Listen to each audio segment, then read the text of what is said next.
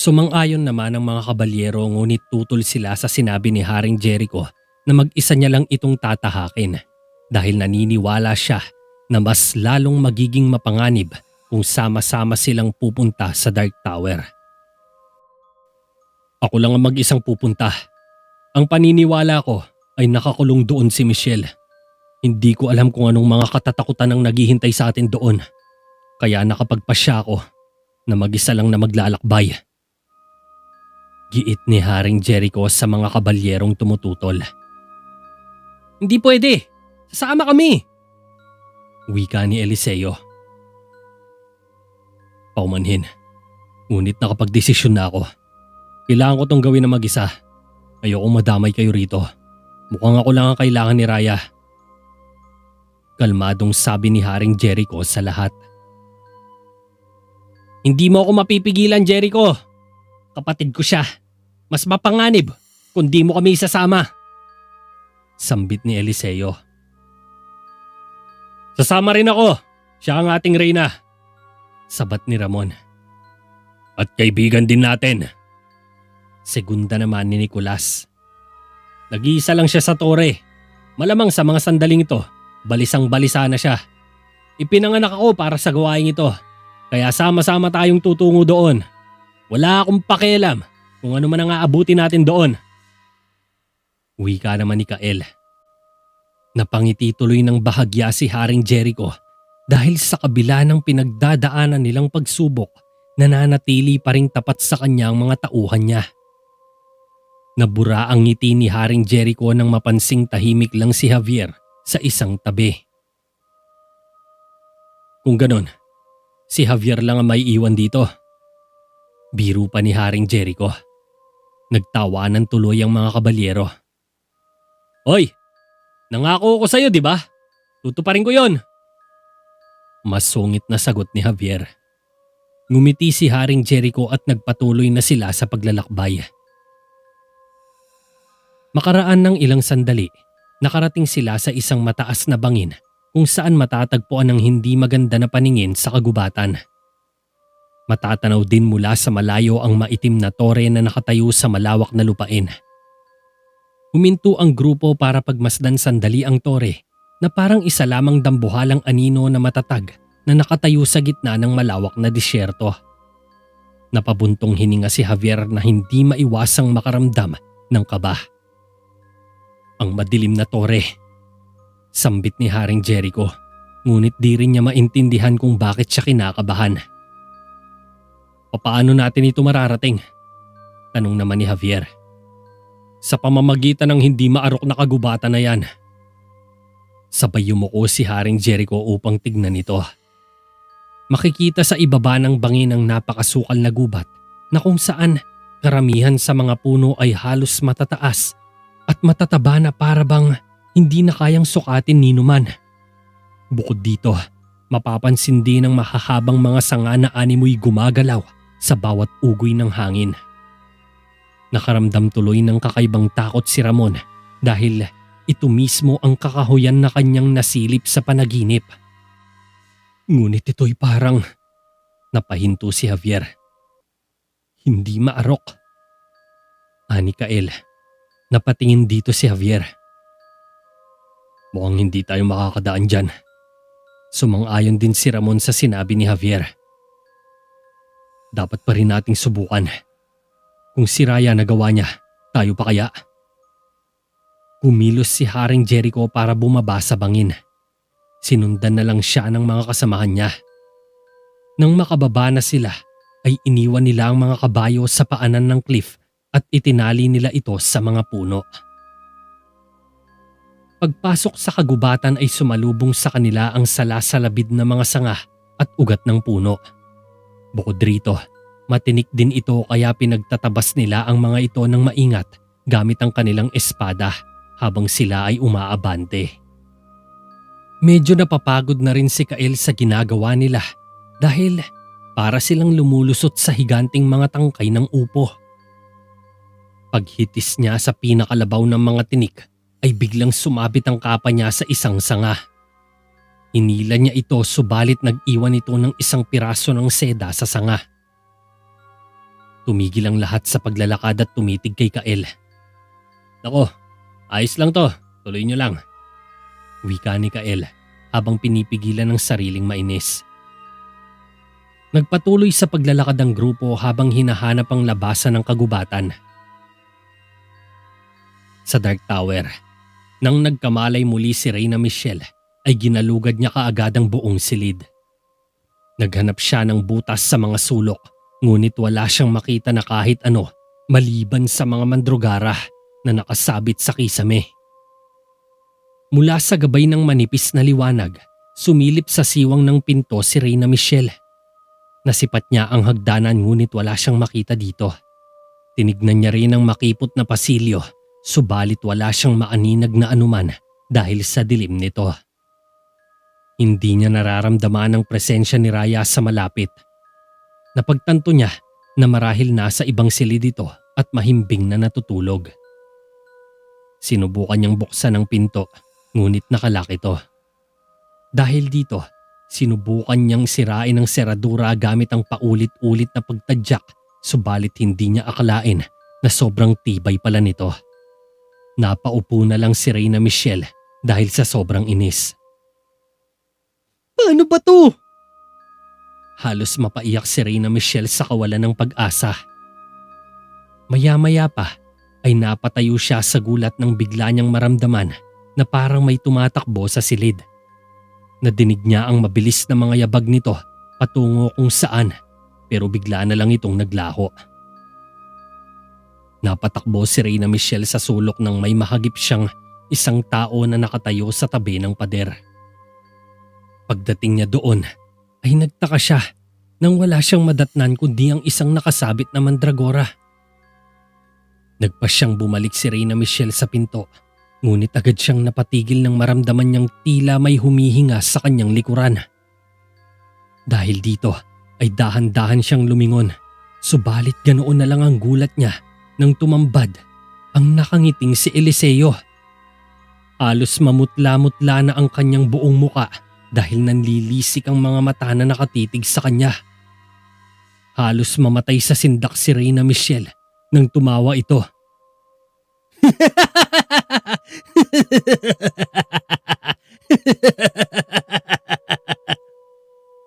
Parang baliw na humahalakhak si Eliseo sa kanya na sinusundan ng mga kakaibang tawa sa paligid niya. Napatakip ng tenga si Reyna Michelle at napatalungko sa sahig habang tila pinapaligiran siya ng mga nakakatakot na nilalang na hindi malaman kung saan nanggaling. Binalot ng halakhakan ng 4 na sulok ng silid na animoy tinutuya si Reyna Michelle dahil sa kanyang kahinaan. Dito niya napagtanto na nababalot ng hiwaga at kababalaghan ng lugar na ito. Natuklasan niya na ang mga ugat ng mandragora ay natatakpan ng isang itim na gayuma na kung saan ay nagpapakita ito ng mga kakaibang bagay. Ang simpleng ilusyon na pinapakita ay ginagawang makatotohanan upang takutin ang isang tao. Walang nagawa si Reyna Michelle kundi mapadasal na lang na sana'y matapos na ang mga kababalaghang nangyayari sa kanya sa lugar. Samantala, habang tuloy lang sa pagtahak sina Haring Jericho sa masukal na gubat ng Black Forest, may napansing kakaiba si Ramon nang tagain niya ang isang puno. Nagulat ito sa tigas ng puno pero mas lalo siyang nagulat nang mahati bigla sa dalawang espada niya. Nagkatinginan tuloy sina Ramon at Javier sa kakatwang nangyari. Dahil dito, inabot na lang ni Javier ang espada niya kay Ramon para may magamit ito.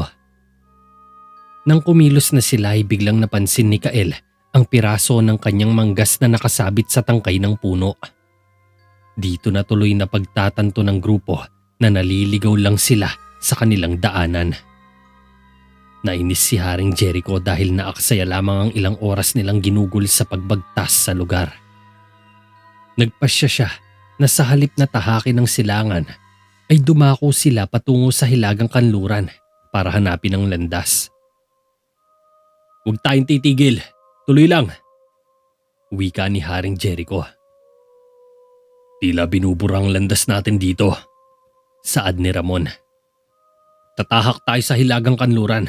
Magmadali na tayo habang hindi pa lumulubog ang araw," ani Haring Jericho. Paano natin malalaman kung aling daan ang hilaga? Tanong naman ni Kael.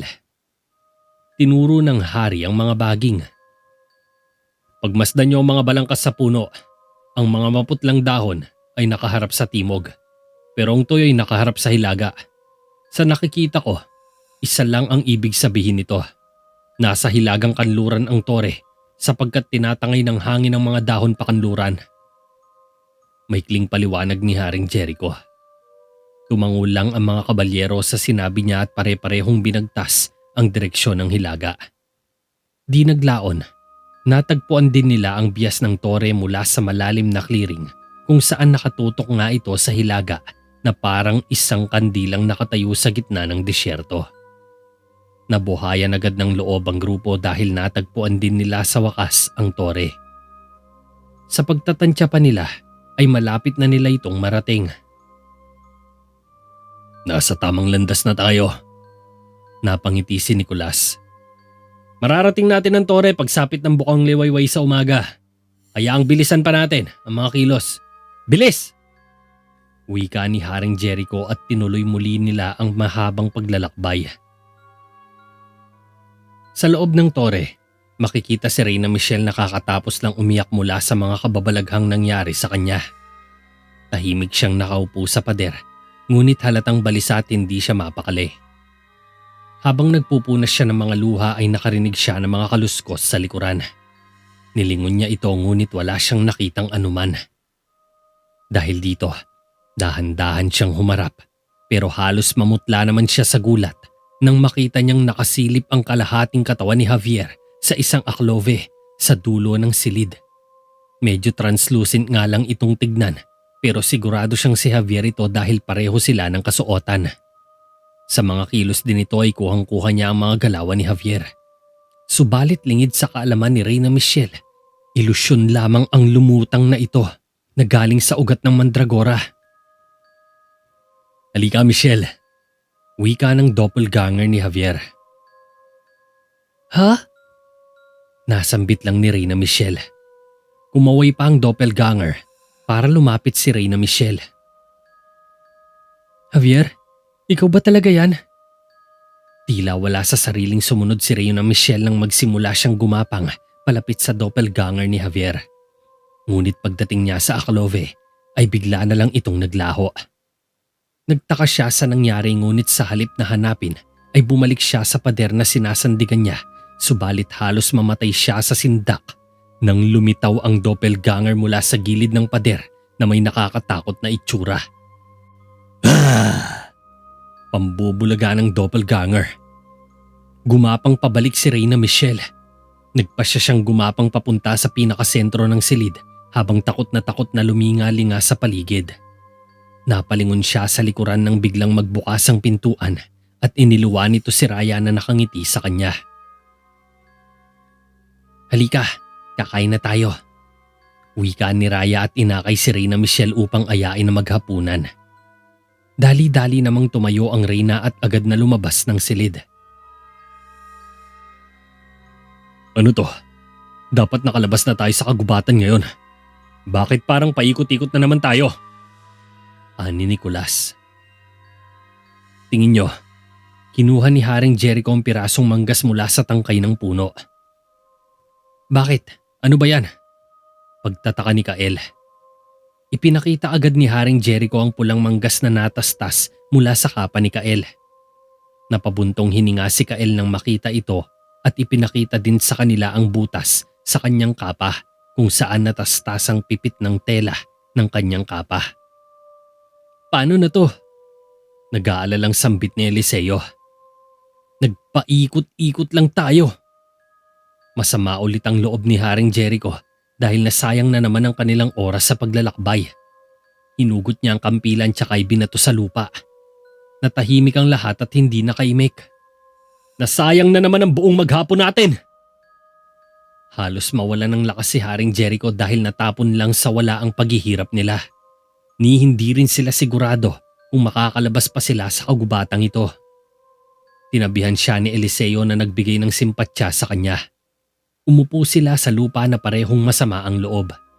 Ang akala nila ay ganun lang kadaling makalabas sa lugar na ito, Ngunit nagkamali sila dahil sa natuklasan nilang paikot-ikot lang sila sa paglalakbay. Walang magandang ideya na pumapasok sa mga isip nila, bagkus puro galit at poot. Nalulungkot si Javier dahil maging siya ay walang maisip na paraan.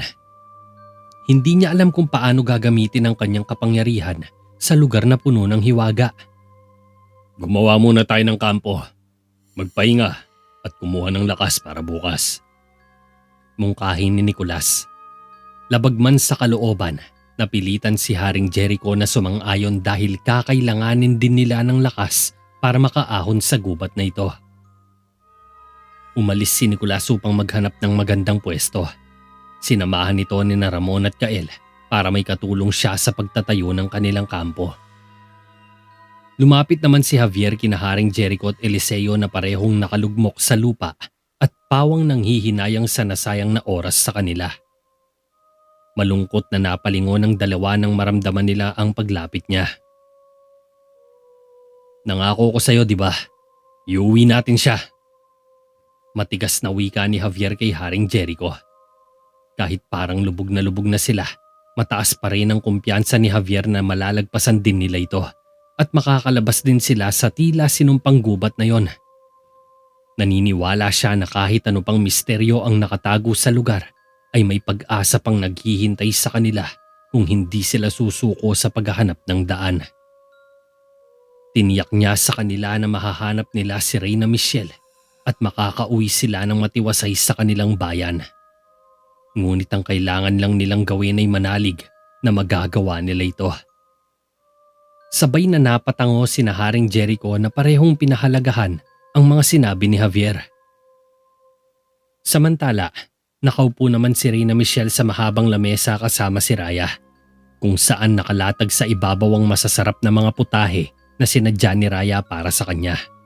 Ngunit bukod sa masasarap na pagkain, napupuno din ng mga puting kandila ang lamesa na halos binalot na ng mga agiw at sapot ng gagamba dahil sa tagal na hindi nagagamit. Gayunpaman, tumanggi pa rin si Reyna Michelle na kumain ng kahit ano at sinabing kahit anong panlilin lang ang gawin sa kanya ay hindi siya matitinag. Nagtataka siya kung bakit nag-iba ang trato ni Raya, gayong may pagkakataon na itong gutumin siya at hayaan siyang mamatay sa kwartong yon. Tumingin siya kay Raya na kumakain sa tabi niya na parang nasa palasyo lang ito. Kumain ka. Ang pagkain ay palaging nagpapagaan ng pakiramdam. Mas gusto mo bang kumain ng manok? Kailangan mong kumain. Baka manghihina ka. Ani Raya. Hindi ko alam kung anong pakulo ang ginagawa mo. Pero sinasabi ko sa'yo, hindi mo ako mauuto. Napangiti ng pagak si Raya sa sinabi ni Reyna Michelle at tinawag niya itong walang utang na loob matapos ang mga ipinakita niyang kabaitan sa kanya noong panahong naninilbihan pa ito sa palasyo. Ikinuwento niya rin dito ang tungkol sa sarili niyang pagdurusa at kung paano siya gumugol ng ilang taon na nakakadena sa ilalim ng hukay. Ipinagtapat niya kay Reyna Michelle na matagal nang nabura sa mundo ang Rayang nakilala nila noon. Nasa makatuwid, ibang Raya na ang kaharap nila ngayon. Ang Raya na puno ng galit at puot dahil sa mga paghihirap na naranasan niya. Akala ko magiging maganda to. Alam ko kung gaano ka kalungkot. Mag-isa sa kwartong yon. Maswerte ka, hindi ka nakagapos. Maaari kang lumipat sa mas komportabling kwarto kung saan masisilayan mo kung gaano kaganda ang lugar na to. Ano, gusto mo ba yon? Nakangiting alok ni Raya. Sinusubukan pa rin niyang kunin ang loob ni Reyna Michelle sa pamamagitan ng pagsasabi ng mga malulungkot na bagay na nangyari sa nakaraan. Subalit kabisado na ni Reyna Michelle ang mga pakulo niya. At inaasahan mo talaga magpapasalamat ako sa pagkukunwari mong yan? Sarcastic na sagot ng Reyna. Nahirapan din ako, Michelle. Ilang taon akong nabuhay sa kadiliman. Ilang taon akong nakadena sa isang pader sa ilalim ng hukay. Ngayon alam mo na. Banggit ni Raya. Seryoso ito at walang bakas ng kasinungalingan. Umiling lang si Reyna Michelle nang madama niya ang bigat na nararamdamang emosyon ni Raya. Hindi niya alam kung paano ito naghirap o anong nangyari sa kanya matapos siyang mawala ng maraming taon sa Terraveda. Isinakripisyo kong kaluluwa ko para sa isang taong magpapakita sa akin ng kabaitan ng ganito. Gusto mo bang ibalik kita doon? Pananakot ni Raya. Umiling agad sa takot si Reyna Michelle dahil ayaw niya nang bumalik sa malaimpyernong silid na yon. Napangiti naman si Raya sa nanginginig na reaksyon ni Reyna Michelle at napagtantong malapit na niyang makuha ang loob nito. Samantala, habang mahimbing na natutulog ang lahat, biglang naalimpungatan si Javier mula sa kakaibang kaluskos na nararamdaman niya sa may di kalayuan. Bumangon siya upang tignan ang paligid. Dito'y nahagip ng kanyang mga mata ang bahagyang paggalaw ng mga talahib na animoy inihipa ng hangin. Saglit siyang nagmasid sa mangyayari at maya-maya pa ay sinundan ito ng ilang ingay sa pakiwari niya'y parang nanggagaling sa insekto. Inabangan niya ang muling paggalaw ng talahib hanggang sa lumihis ng direksyon ang paghawi ng hangin mula sa nagtataasang damo sa paligid na tila naramdaman ng nagtatagong nilalang na nakatingin kay Javier. Nakarinig ng tila pagkampay ng mga pakpak ng langaw si Javier at mabilis ang paglipad nito. Hindi niya kaagad ito masundan ng tingin dahil mabilis itong nawawala tuwing tinatangka niyang lumingalinga sa paligid. Maya-maya'y biglang dumaan sa may gilid niya ang isang tila makulay na paru-paro at nagpunta sa bahaging masukal. Napagdesisyonan niyang sundan ito hanggang sa madala siya nito sa isang troso na nakahilata sa sahig ng swamp o sapa. Malapit lang ito sa kanilang kampo na matatanaw pa rin ang natutulog na kasamahan. Dumapo sa ibabaw ng troso ang nilalang at napagtanto ni Javier na isa itong diwata. Magarbong kanyang kasuotan at nababalot ng iba't ibang kulay ang kanyang pakpak na nagbibigay liwanag sa kapaligiran. Namangha si Javier sa naturang kakayahan ng diwata. Ibang-iba ito sa mga diwata o sidhe sa ilalim ng lawa ng Avalon sapagkat napakaamo ng kanyang muka at walang makikitang kapintasan sa sarili. Agad nitong ipinakilala kay Javier ang kanyang sarili bilang Amaya. Kasunod ay sinabi niyang siya ang espiritu ng kagubatang ito na tinatawag na Black Mountains at ang nagsisilbing tagapagbantay ng lahat ng iba pang dako. Ngunit lagpas na sa kanyang nasasaklawan ng itim na tore sapagkat ang mga saserdote na ang nagbabantay roon na tinawag nilang kawalan ng pag-asa dahil sa mga namatay roon. Magandang gabi sa iyo. Ikinalulugod kong makapunta ka sa aking munting tahanan, Abner. Bati ni Amaya. Paano mo? Teka, sino ka ba talaga? Tanong ni Javier. Bakit? Ako nga si Amaya. Ako ang diwata ng lugar na to. At ang lahat ng mga lugar na nadadala ng kawalan ng pag-asa sa puso ng mga tao. Iilan lang ang nakakita sa akin, Abner. Dapat mong isama ang iyong sarili sa mga maswerte. Hindi ba? Sarcastic na sagot ni Amaya. Ikaw, lahat ng bagay sa kagubatang ito, ikaw ang may kagagawan. Bakit mo kami kinulong rito? Saad ni Javier. Ang kagubatan ay isang hakbang ng paglalakbay. Dapat alam mo na ito, Abner. Wika ni Amaya na nakangiti. Paano namin mahahanap ang daan palabas? Sabihin mo na sa akin. Pakiusap ni Javier kay Amaya. Oh, batang babaylan. Hindi mo na dapat tinatanong yan. Tandaan mo na ang kaliwa ay nasa kanan at ang kanan naman ay nasa kaliwa at ang daan sa likod ay ang daan sa unahan. Ito ay simple lamang para sa mga taong matatalinong gaya mo, Abner. Mahabang tura ni Amaya habang ito ay nakangiti kay Javier. Hindi ko pa rin makuha. Ano bang gusto mong sabihin sa akin? Nalilitong sabi ni Javier. May matalas kang mata, Abner. Dapat matuto kang magtiwala dito. Ngunit may mas malalaking hamon ang naghihintay sa iyo sa pagdating ng panahon. Ang araw na yon ang magiging wakas ng lahat. Ngunit hindi pa yon ang magiging katapusan.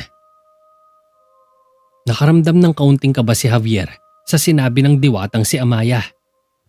At kapag narating namin ang tore, anas ni Javier. Kung, maikling tugon ni Amaya. At anong ibig mong sabihin? Kumunot ang noo ni Javier. Mag-ingat ka, Abner. Ang tore ay hindi isang tunay na lugar. Ito ay himlayan ng puso. Ang pinakamalalim na takot sa isip, ang katahimikan sa isang humuhuni na mata ng ibon. Napahinto si Amaya nang biglang sumabat si Javier. Hiniling niyang tigilan na nito ang paglilita niya dahil masyadong nakakarindi ang paraan ng pakikipag-usap nito sa kanya. Hindi siya perpekto pero ayaw niya ng ganitong usapan dahil hindi siya mahusay sa bugtungan. Patapusin mo akong magsalita. Pakinggan mo ang aking sinasabi nang may kaukulang pag-aalala sapagkat isa sa inyo ay hindi na makakabalik pa. Litanya ni Amaya. Anong ibig mong sabihin? Nakaramdam ng takot si Javier sa huling sinabi ni Amaya. Napatingin agad siya sa mga kasamahan niyang nahihimbing ng tulog sa kampo. Umalakak ng malakas si Amaya na may kasamang hagik-gik sa huli. Sino sa kanila? Sabihin mo. Ngunit paglingon ni Javier ay wala na sa ibabaw ng kinatutungtong toroso si Amaya. Sinubukan pa niyang hanapin ito sa paligid pero hindi niya na ito nakita pa. Naglaho na lang si Amaya na parang bula. Gayunpaman, may iilang impormasyon pa ring nakuha si Javier tungkol sa kung paano mag-navigate sa kagubatan. Ngunit ang isa sa ikinababahala niya ay merong isa sa kanyang mga kasama ang hindi na makakauwi. Kinabukasan, habang naghahanda na sa pag-alis ang grupo ay biglang naalala ni Javier ang sinabi ng diwata tungkol sa clearing kung saan nila unang nakita ang Dolores Plains. Napaisip siya ng malalim at sinabi niya sa grupo na kailangan nilang bumalik upang matunto ng tamang landas. Maghanap na kayo. Kailangan yung talasan ng mga mata para makita ang lugar kung saan tayo nagsimula. Doon natin uli sisimulan ng paghahanap sa tamang landas. Naintindihan niyo ba ako? Wika ni Javier. Pero saan naman natin kaya hanapin yun? Tanong naman ni Eliseo. Masyado nang naging magulo ang lahat sa kanila kagabi kaya naligaw na rin pati ang mga utak nila. Sa Ilaga, bulalas ni Javier. Napatingin sa kanya ang lahat na parehong nagtataka at hindi gaanong sigurado. Pakiusap, magtiwala kayo. Alam kong matatagpuan din natin ang labasan. Hindi ako gagawa ng anumang bagay para ilagay sa alanganin ng buhay ni Michelle. Alam ko kayong dalhin sa tore. Sigurado na ako dito. Alam ko kung ano ang halaga ni Michelle sa inyo. Sa ating lahat, kailangan nating magtungo sa Hilaga.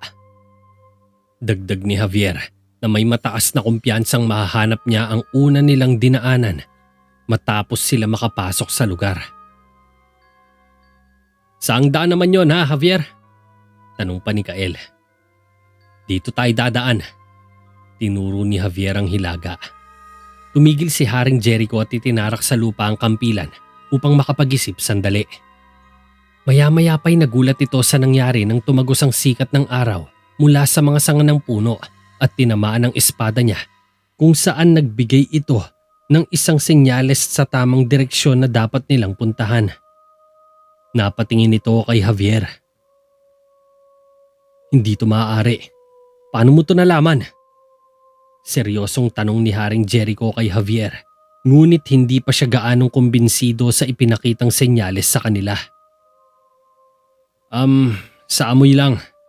Kapag ang malamig na hangin ay nagmumula sa Hilaga, maaamoy mo ang dagat. Palusot pa ni Javier.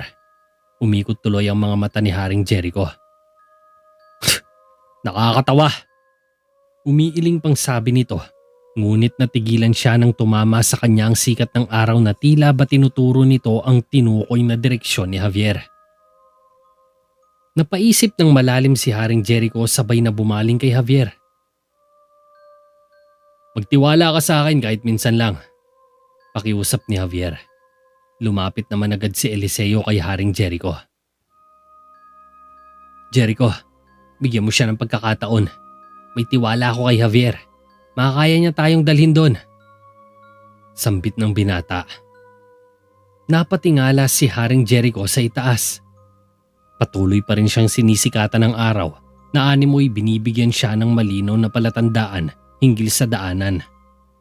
Anong pagpipilian ang meron tayo? Tanong naman ni Nicolas. Nag-iisip pa ng mabuti si Haring Jericho pero sinabi sa kanya ni Javier at sa iba pa na maaari niya silang pamunuan sa Hilaga kung bibigyan siya ng pagkakataong gawin to. Di naglaon, nakumbinsi rin ni Eliseo ang bayaw niya na pagbigyan si Javier nang tumango ito. Dahil dito, nagsimulang pangunahan ni Javier ang grupo sa pagbalik sa clearing kung saan sila unang nagsimula kahapon.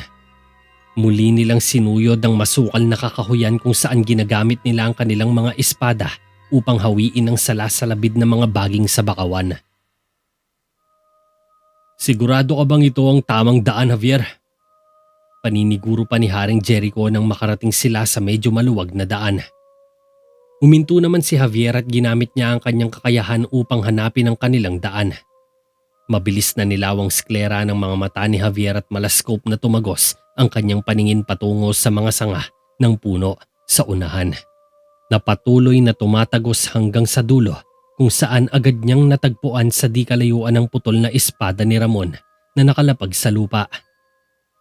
Nagmadali siyang pumunta sa direksyong yon at walang imik na sinundan naman siya ng grupo. Pagdating nila sa lugar ay namangha si Ramon nang makita niya ang naputol niyang espada. Javier, isa kang henyo! Nabulalas ni Ramon. Kuminis muli ang paningin ni Javier at pagkatapos ay hinayo niya ang kanyang grupo sa clearing. Bagay na nagbigay hudyat sa kanila para matunto ng Dolores Plains. Isa sa mga palatandaan nito ay matatanaw ang Dark Tower kapag tumayo ka sa tuktok nito. Natuwa si Haring Jericho nang makabalik silang muli sa kanilang pinanggalingan nung unang pagpasok nila sa Black Mountains. Tumakbo si Javier papunta sa kaliwang direksyon upang hanapin muli ang tamang landas. Di nga nagtagal ay natagpuan din nila ang Dolores Plains kung saan tanaw na tanaw sa malayo ang Dark Tower. Napatapik na lang si Haring Jericho sa balikat ni Javier dahil sa sobrang tuwa. Bukod rito ay pinasalamatan niya rin ang binata sa nagawa nito. Aling daan na ang susunod? Tanong pa ng hari. Hindi umimik si Javier. Sa halip ay ginamit muli ang kanyang paningin upang hanapin ang tamang direksyon mula sa norte. Nagsimulang maglikot ang mga mata ni Javier. Mabilis na tumagos sa mga sanga ng puno ang kanyang paningin, ngunit nadismaya siya nang wala siyang makita sa unahan. Tumakbo na lang siya papunta sa kanan na sinundan naman agad ni Haring Jericho. Sa ilang sandaling takbuhan at paghahanap ay sa wakas, matagumpay rin na naakay ni Javier ang grupo palabas ng kagubatan. Halos hindi makapaniwala ang lahat ng natanaw nila ang Dark Tower na may ilang kilometro lang ang layo buhat sa bukana. Naisip ni Javier na kung hindi dahil sa tulong ni Amaya, malamang buong araw pa rin silang nakakulong sa malasinumpang gubat na yon. Sa tingin nyo, gaano to kalayo? Tanong pa ni Eliseo. Kahit na napakalayo pa niyan, ang importante nakikita natin kung saan tayo pupunta. Sagot naman ni Kael. Kung gayon, wag lang tayong tumayo dito habang tinitignan ito. Wika naman ni Haring Jericho at nauna na siyang naglakad papunta sa Dark Tower. Sinundan siya ng mga kasama niya, maliban kay Javier na medyo nag-aalangan na magpatuloy dahil kung may ano siyang naramdamang enerhiya sa pagtapak pa lang sa disyerto. Tila mga palasong pumasok sa kaibuturan ng kanyang pagkatao ang madilim na kasaysayan nito. Bagay na hindi niya maiwasang ikabahala. Sumunod ito sa mga kasama niya na nauuna na sa kanya sa paglalakad matapos siyang tawagin ni Haring Jericho. Tinahak nila ang walang katapusang disyerto mula sa ilalim ng mainit na sikat ng araw.